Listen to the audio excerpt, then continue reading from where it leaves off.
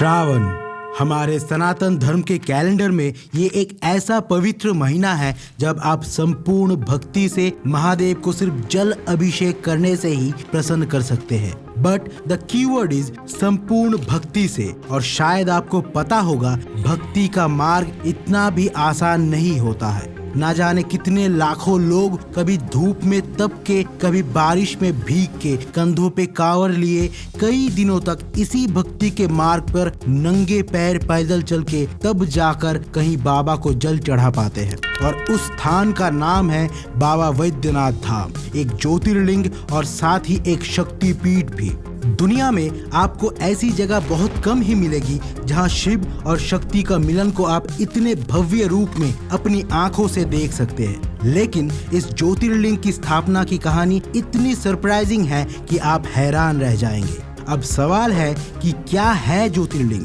क्यों भोलेनाथ को जल चढ़ाना इतना जरूरी हो जाता है, ये कांवड़ यात्रा क्या है। मेरी तरह अगर आप भी ऐसे ही कुछ प्रश्नों का उत्तर ढूंढ रहे हैं तो बने रहिए इस वीडियो के अंत तक। नमस्कार दोस्तों, मैं हूं रजत आपके साथ। So without any further edu, let's find out the truth.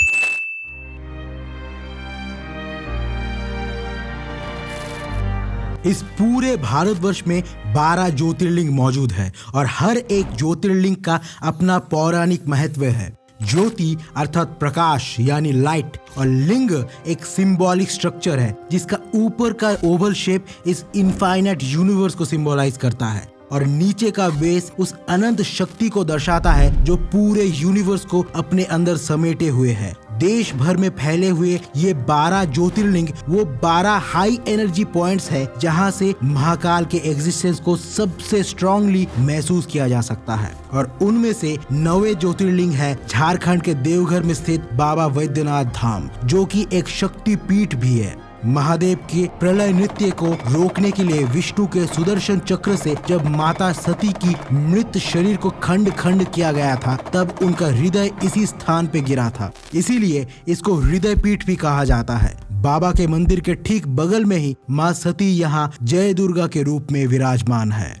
इस ज्योतिर्लिंग के यहाँ मौजूद होने की कहानी त्रेता युग से जुड़ी हुई है। पौराणिक कथा के अनुसार लंकापति रावण, जो कि भगवान भोलेनाथ के परम भक्त था, वो भगवान को प्रसन्न करने के लिए हिमालय में कठोर तपस्या करने लगा। उसने अपने 10 सिरों में से एक एक करके 9 सिर काट दिए और भगवान के चरणों में अर्पित कर दिया। जब वो अपना 10वां सिर काटने जा रहा था, तब उसकी तपस्या से प्रसन्न होकर भगवान प्रकट हुए। तो उसने भगवान से कहा, प्रभु, मैं आपको शिवलिंग के रूप में लंका ले जाना चाहता हूँ।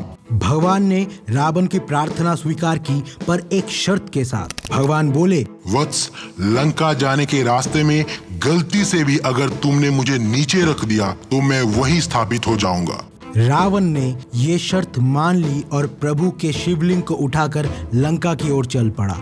इधर भगवान के कैलाश छोड़ने की बात सुनते ही सभी देवता चिंतित हो गए और भगवान विष्णु के पास जा पहुंचे। तब उन्होंने एक लीला रचाई। भगवान विष्णु के आदेश पर वरुण देव रावण के अंदर समा गए और रास्ते में रावण को लघु शंका महसूस हुई। उसी वक्त वहाँ पे ना जाने कहां से वैजू नाम का एक ग्वाला आ पहुंचा, जिसे देख रावण ने शिवलिंग को उस ग्वाले को पकड़ा दिया। वो ग्वाला कोई और नहीं, भगवान विष्णु स्वयं थे। और इधर वरुण देव की उपस्थिति के चलते खुद को राहत पहुंचाने में रावण को काफी समय लग गया। इतने लंबे इंतजार से ऊबकर गुस्से में वैजू ने शिवलिंग वहीं रख दिया और वहां से चला गया, जिस कारण शिवलिंग वहीं स्थापित हो गया। और इस तरह देवघर स्थित इस धाम का नाम पड़ा वैजनाथ धाम, जिसे वैद्यनाथ धाम या बाबा धाम भी कहते हैं। वापस लौटने पर रावण शिवलिंग को जमीन पर धरा देख क्रोधित हो गया। उसने लिंग को वहां से उठाने की बहुत कोशिश की, पर नाकामयाब रहा। उसे ज्ञात तो हो चुका था कि उसके साथ छल हुआ है और शायद इसके पीछे भगवान विष्णु का ही लीला है। गुस्से में आकर उसने शिवलिंग को अपने अंगूठे से दबा दिया और यही वजह है कि वैद्यनाथ धाम में भगवान भोलेनाथ का शिवलिंग काफी छोटा दिखता है।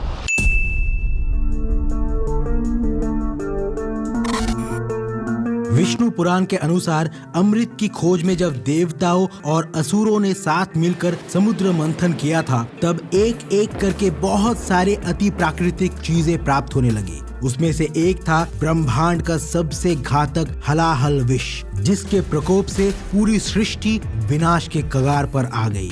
इससे बचने का कोई उपाय ना देख सारे देवगण महादेव की शरण में जा पहुंचे। सृष्टि की रक्षा के लिए महादेव उस विष को खुद ही पान करके अपने कंठ में धारण किया, लेकिन विष के प्रभाव से भगवान का कंठ नीला पड़ने लगा। तभी उन्हें हम नीलकंठ भी कहते हैं। और इसी हलाहल विष के प्रभाव को कम करने के लिए भगवान ने अपने मस्तक पर चंद्रमा को भी धारण किया। साथ ही सारे देवताओं ने गंगा जल से उनका जल अभिषेक किया ताकि विष के भीषण प्रकोप से उन्हें आराम मिल सके।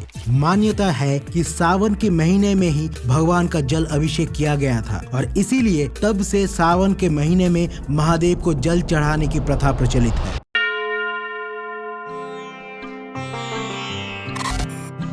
कांवड़ यात्रा के ओरिजिन को लेकर अलग अलग मान्यताएं प्रचलित है। कई लोग मानते हैं कि कांवड़ यात्रा की शुरुआत त्रेता युग में हुई थी और प्रभु श्री राम पहले भक्त थे जिन्होंने ये यात्रा करके भोलेनाथ को गंगा जल अर्पित किया था। तब से लेकर आज तक हजारों साल बाद भी ये प्रथा बादस्तूर जारी है। हर साल श्रावण के महीने में लगभग 50 से 60 लाख श्रद्धालु पूरे देश भर से यहाँ भोलेनाथ की पूजा करने के लिए आते हैं। एक लकड़ी की फट्टे के दोनों ओर लगे पात्रों में जल भरे होते हैं। इसी को कांवड़ कहा जाता है और जल ले जाने वाले श्रद्धालुओं को कांवड़िया कहते हैं। बिहार के सुल्तानगंज में गंगा नहा के पास में स्थित अजगैबीनाथ मंदिर में पूजा देने के बाद कांवड़ पर गंगा जल लेके 108 किलोमीटर की ये पैदल यात्रा शुरू होती है। कांवड़ को लेने के भी कुछ नियम होते हैं। एक बार कांवड़ को कंधे पे लेने के बाद उसे जमीन पर नहीं रखा जा सकता। भारत के सबसे बड़े रिलीजियस फेस्टिवल्स में से एक है बाबा धाम की ये कांवड़ यात्रा और श्रावणी मेला। इस साल जुलाई 22 से 19 अगस्त तक ये फेस्टिवल्स मनाया जाएगा। अगर आप बाबा धाम गए हैं या इसके महत्व का पता है तो आपको मालूम होगा कि कांवड़ यात्रा के 3 प्रकार होते हैं। जैसे साधारण कांवड़िए जो अपनी क्षमता अनुसार रोज दिन में 20 से 25 किलोमीटर पैदल चलकर सुल्तानगंज से वैद्यनाथ धाम की यात्रा करते हैं। ये विभिन्न शिविरों में विश्राम लेते हुए 3 से 5 दिन के अंदर मंदिर पहुंचते हैं और प्रभु को जल चढ़ाते हैं।